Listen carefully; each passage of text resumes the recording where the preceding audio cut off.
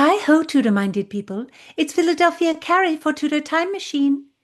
Dear Tudorphiles, the word I share with you this week is beshrew. Oh, beshrew, oh, beshrew, all husbands. I do admit I stood before the priest with Thomas Scrope, Baron of Bolton, and took him as my lord. But fie on it, that was ages ago. I was but a chit, a marionette. My father plucked a string to make me nod my assent. I am a woman now, and desire my own fancy. Beshrew the milksop letter, signed with a man's hand, requesting I return to Bolton. Requesting? Nay, demanding. The law says I am my husband's vassal, and I must hie me to dull, dreary Nottinghamshire without delay. I have been amidst a glorious tumult of festivities at court. My good Queen Anne has kept up a whirligig of masks, dances, games, and plays, till I and my fellow courtiers are in a panting paroxysm of pleasure. But I must leave it all, because my Lord Thomas has a runny nose, and would have me there to wipe it. Beshrew his nose! Let his mistress plump his pillows and wipe his forehead. He keeps her in fine clothes and embroidered handkerchiefs. Let her use one to staunch his snotty snout. I appealed to Queen Anne to write him that she could not spare me. Oh, she only sighed and said she had no power to deny a husband of his wife. If he willed it, go I must. Oh, beshrew all husbands! Beshrew. How now, Tudorphiles, what think you? If you're new here, I'm Gage. I'm Jessica. And we're here with Philadelphia Carrie for Tudor Word of the Week. Don't miss a word and listen to Tudor Time Machine's Out Brief Candle podcast, in which I solve a bloody murder at the Globe Theatre. Listen on Spotify or your favorite streaming service while you are gadding about, and subscribe on YouTube. Give me a like. Tudorphiles are an amazing bunch. Every one of you has the brain power of Portia and the courage of Cleopatra. Philadelphia, can you give us the spelling of beshrew, our word of the week? It is spelled B-E-S-H-R-E-W,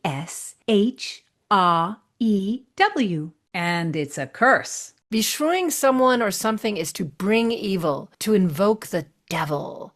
Philadelphia, do you honestly want to curse your husband? He might really be ill. My dear Gage, I have no quarrel with Thomas Scrope. The man is well enough, though portly, with an ugly puss and a silly moon face. As long as I need not share his bed, I hope he lives long and well. I have given him a son. My duty done, I would be quit of him.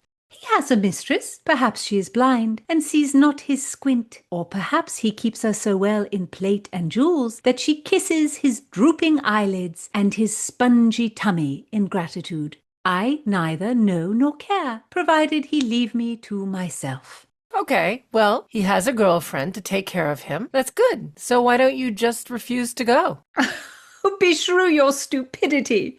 I am his wife, and must do as he bids. Even if he has a mistress? Mais oui, she and I must live together if he bid it, she wiping his nose, and I his arse. Beshrew the patriarchy. The laws of the 16th century meant that women were the legal property of their husbands, and they really didn't have rights to do what they wanted. Philadelphia is a femme covert. That is an old French legal term for a married woman who's under her husband's authority. A wife wasn't considered a separate legal entity from her husband, so she had few rights to own property, make contracts, or control her earnings, or even live separately unless he agreed to it, because authorities were under legal obligation to return a wife to her husband because she was considered his property. And actually, those laws lasted well into the 19th century. What about before marriage? Well, I think a daughter was her father's property. Ugh!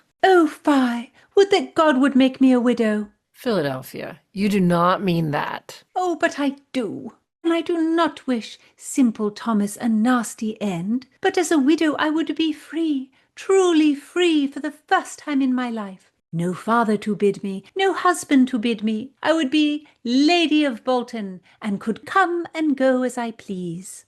Widows had those rights. From what I've read, widowhood was the only legal state that gave women any autonomy. I mean, maybe that's why there was so much social pressure on women to remarry. Widows were too free. Beshrew the patriarchy indeed. Fie, I must leave you, pod ladies. I must pack up my trunk and set off for Nottinghamshire. Beshrew the place. Farewell, London, and all joy. Give heed, Tudorphiles. Bring some 16th century sauce to your vocabulary with the curse Beshrew. Listen in next time. Don't miss a word. Subscribe on YouTube and give me a like.